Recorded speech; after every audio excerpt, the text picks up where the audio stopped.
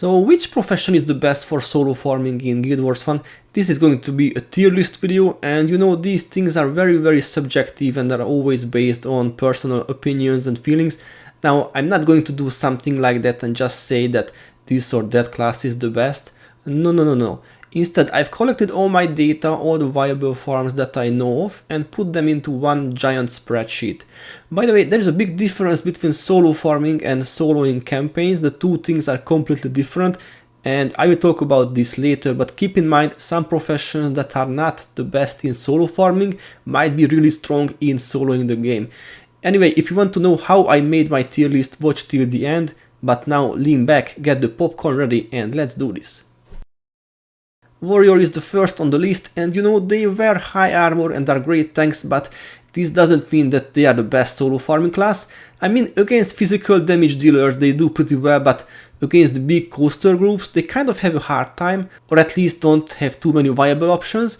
The Raptor and Weight tier farms are good examples, because on one hand the warriors can do Raptors very easily since Raptors are martial enemies, meaning warriors can protect themselves simply by blocking skills. On the other hand, warriors suck against big coaster groups, and their 2 pips of energy regen doesn't help either, so this is a C tier for me.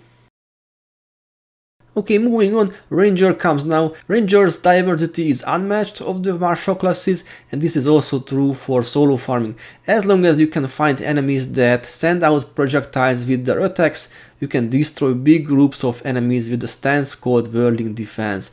This is the bread and butter for most solo ranger builds. And let's not forget the ranger's unique attribute, expertise, is a game changer too and gives plenty of opportunities for the rangers since they can rely on other professions' attack skills as well. So rangers are great in solo farming, this is an A tier for me. Monks might be a typical support class in Guild Wars, but it doesn't stop them from being decent solo farmers too. The most typical monk solo builds rely on protective skills like Protective Spirits, Shielding Hands, Shield of Absorption, and very low HP. This combo can make the monks invincible against normal attacks and spells. Monk solo builds have limitations though, they can't really spike well and are vulnerable to interrupts, so I think they are like the perfect average class for solo farming. They can do some areas really well but struggle in others. B tier for me. Necromancers are probably the most diverse class in the game for casual gameplay, but it doesn't show in solo farming. I mean, they have infinite hexes to kill a target or targets, or even an epic minion army to destroy big groups of enemies, but usually other classes outperform them. A typical Necro solo farm build is quite similar to the Invincible Monk build, but Necros rely on hexes more, Protective Spirit and 55 or 105 HP again. By the way, there was a time when low HP Necros were the meta, but those days are long gone, meaning if you're looking for a class for purely solo farming, probably you can find something better than the Necro, so I will put Necros into the C tier, slightly under average. Alright, another coaster profession, the Mesmer. Mesmers are super strong in casual gameplay, but do you think they are good at solo farming too? Well, they are decent. I mean, they can farm posters pretty well with spell prevention and domination magic skills. They can even farm martial enemies, they can solo farm bosses really well, but sometimes they are not the fastest and their base coaster armor limits their capabilities. You remember when I said that there is a big difference between soloing the game and solo farming? Yeah, I was referring to Mesmers. They are probably the best class if you want to solo the whole game without other players, without heroes or henchmen. This is because they have plenty of time to do that. Well, in solo farms time is an important factor and sometimes Mesmers are beaten by other classes. To me, Mesmers are in the B tier category. Well, allies can be super good tanks with Earth Magic. Not just that they can increase their armor greatly, but also give themselves plenty of damage reduction and spell prevention. The Protective Spirit Stoneflesh Aura low HP ally can be indestructible if used well, and one of their enchantments called Sliver Armor can destroy targets or bosses very easily, and allies can farm with Mesmer domination magic skills too. Obviously interrupts hurt their rather long casting time spells badly, but otherwise Elementalists are a great solo farm class with plenty of soloable content, so to me they are in the A tier. Alright, no core classes left, it's time for the Assassin. Assassins can be great tanks and they can also do big damage meanwhile. Well, their tanking skills are mostly from Shadow Arts, and you will find spell prevention, blocking skills, HP regen there, and they can use skills from secondary classes really well, like Mesmer domination magic skills, Elementalist earth magic skills, even Dervish or Ranger skills. Actually, you can either go in the dagger mastery direction and focus on a lot of blocking skills and dagger spam to destroy your targets, or rely on the mentioned Shadow Arts, enchantments, and damage skills from secondary classes. Assassin is a great solo farming class again, and I will put them in the A tier.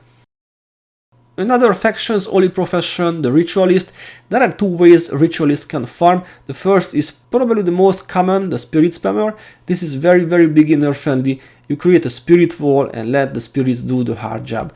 You camp behind the spirits in relative safety and pick up the drops. Basically that's all you have to do here. Create single target damage, and this can be used for many different farming areas. The second option for Ritualist is my favorite, the so-called hold an item in your hands and let your enemies hit you so you can steal their HP and get items away. This is super fun because in PvE almost all enemies will be auto-attacking you no matter what. You just stand there, put some buffs on yourself to make your character's armor higher and wait for your enemies to kill themselves.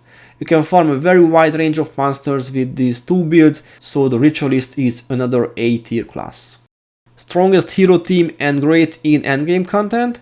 Yeah, this is the Paragon, but guess what? They suck in solo farms.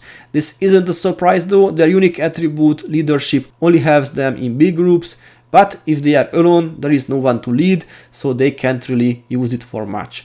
On one hand, they have great armor, so in theory they could be good for solo farming, but on the other hand, their 2 pips of energy regen and rather useless spear mastery skills limit their DPS too much.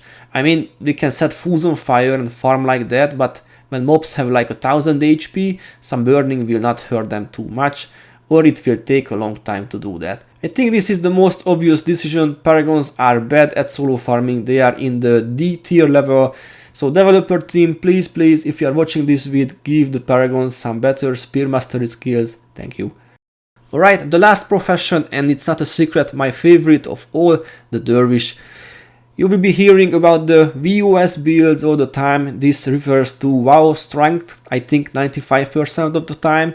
Well, the other 5% is WoW silence, and guess what? Both of those builds are great for solo farming. WoW strength and other earth sprayer skills can make the Dervish very tanky and very great for spiking big groups of monsters. This is like a cheat code for the Dervs. Enemies can hardly hit you, you can heal yourself or regen HP fast and still do huge damage to your attackers. It's funny because you may think that coasters will make the Dervs' life difficult, but in reality, WoW Silence, the other VOS, is there to take care of the coasters easily.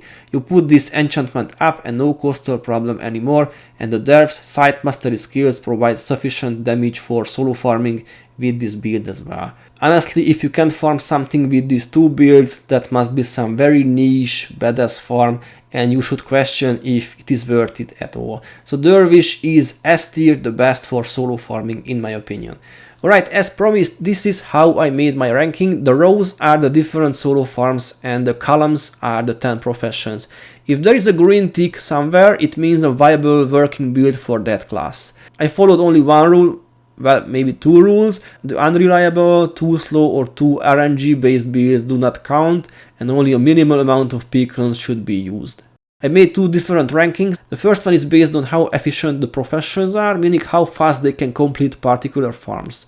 My other ranking is based on how many farms a certain class can do. There is a maximum of 47 solo farms in my list. Obviously, none of the classes can do all of them, so they will not reach that number, but the higher the number, the more diversity the profession has regarding solo farming. So guys, there you have it, the tier list for solo farming with different classes and my final ranking as well. By the way, I made a poll on my channel and the results were somewhat similar to my calculations. Well, I'm a bit surprised about LA and Mesmer, but it is what it is. Let me know what you think of my tier list. Was it too biased towards Dervish? Was it decent? Would you change something in the rankings?